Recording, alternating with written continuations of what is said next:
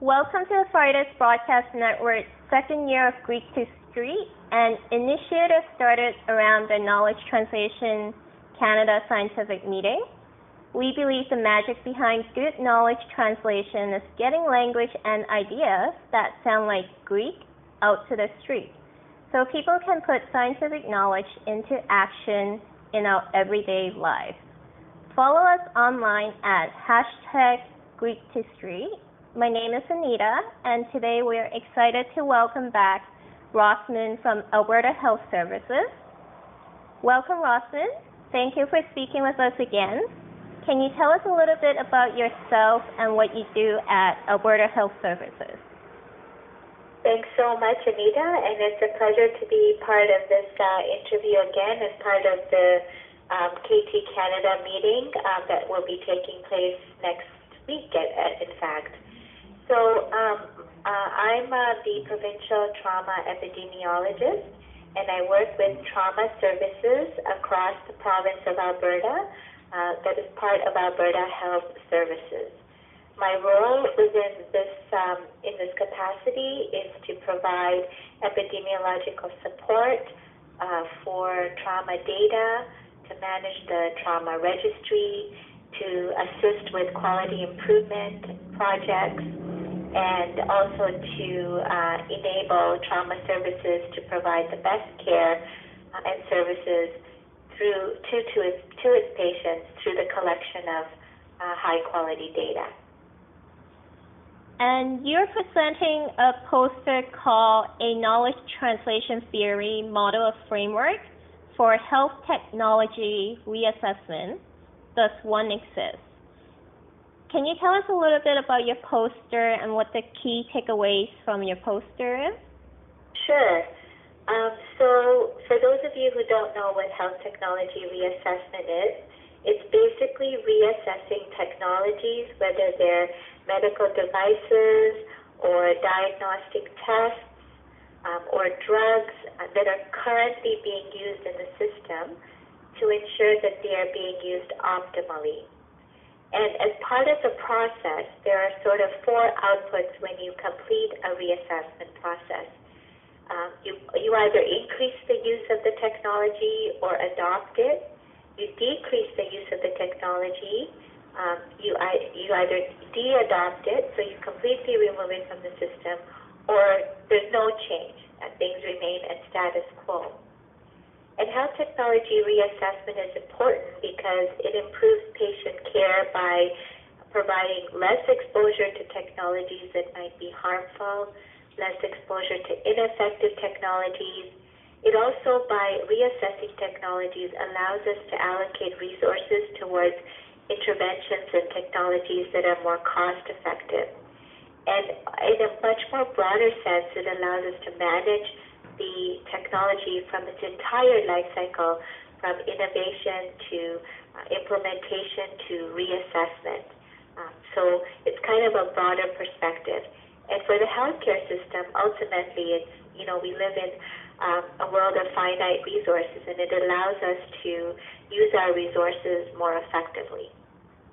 So my poster is looking at, okay, well, that's fine. We're doing health technology reassessment, but how do we actually make the recommendations from our health technology reassessment implemented? How do we implement them and make them happen? And I'm actually tapping into the field of knowledge translation and looking at whether the field of KT, the theories, models, and frameworks in that field could actually be used to implement recommendations from a reassessment process. And how does this work help or impact patients? Right. So, recommendations come forward from a reassessment process that could be to increase the use of a technology around particular indications. Or it could be, that we should decrease the use of a technology around a particular drug, for example, and only look at it for certain indications and not a vast majority of indications. And so basically it's around making sure that whatever technologies we have in the system, we're using it to provide care for our patients in an optimal way. so that there may be some technologies that won't be beneficial to all patients, such as getting, X-rays for low back pain. And so, we want to make sure that those patients that really need the X-rays and maybe really need the MRIs should get them. And so we provide guidance around that, and that's what the reassessment process does. But in order to make that happen, you need to tap into behavior change strategies and knowledge translation. And that's really where my poster is coming in, to kind of see, well, what are some of the models we can use to help influence that? Because often it's much more harder to take away something from the system than it is to introduce something new. People don't want to give up things, and so this research is really looking at, well, what are some of the nuances we have to look at, and how do we make that really happen so that change is embraced and effective and translated into practice. And do you think this model will be applicable across all disease fields, or do we need a specific model for specific diseases? That's a really great question. Through my work, I've actually found about 36 theories, models, and frameworks that could be used for the reassessment process. And through an expert review, I narrowed it down to about 16. And I'm just actually doing some international consultation with experts across the world to see which models could be used. But the models have been used in different contexts, so some in cancer, some in chronic disease, some in public health, and so it's a variety of contexts. And my goal is to make the model general, but that you can actually adopt it to whatever context you're looking at. So the question is still out there, and I'm still doing my research to figure that out.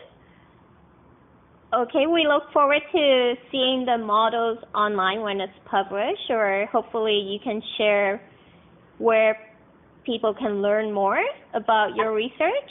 Absolutely. I'm just in the process of publishing my very first paper on the B6 models, and so just trying to get that out, and so that will definitely be available. And hopefully next year I can do another interview and really share the results and culmination of my work.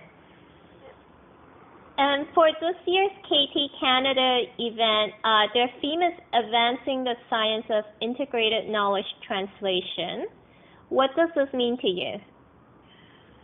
For me, I think integrated knowledge translation is the crux of doing all of our work, which helps us put research into practice. And it's not about, a lone researcher working in their office by themselves, but integrating with those that are going to be impacted by the research, the knowledge users, whether they're the policymakers, the clinicians, and of course the patients. So for me, I think it's the way to go when we're doing KT. We have to involve the people that are actually going to benefit and use the knowledge from research from the beginning. And that's what integrated KT means to me. And I think it's absolutely critical that we get input from those decision makers, policy makers, clinicians, patients, when we're forming our research question, when we're developing the methodology, when we're analyzing the results, and when we're actually translating that knowledge and presenting those findings, ensuring that input is there at every single step. And that's what integrated KT means to me. And if you were to look into a crystal ball, where do you see this field of research in 10 years? I hope that we won't be still talking about, more and more knowledge translation models. I hope that we have progressed to picking, some of the best ones that are out there that we can use, and really the research will be on how they're working in the real world. I think that's where researchers need to go, is actually start using them and practicing them and providing data as to, how the models are working and what changes we can make to them accordingly. And part and parcel of that, again, is, doing integrated knowledge translation when we're using these models and involving the knowledge users from the beginning of the research, so that we no longer have to talk about integrated KT. It just becomes normal language, everyday language that we use. It's not researchers separate and users of research separate, but it's all one. We're just part of one kind of system where we can work together and try to advance research into practice.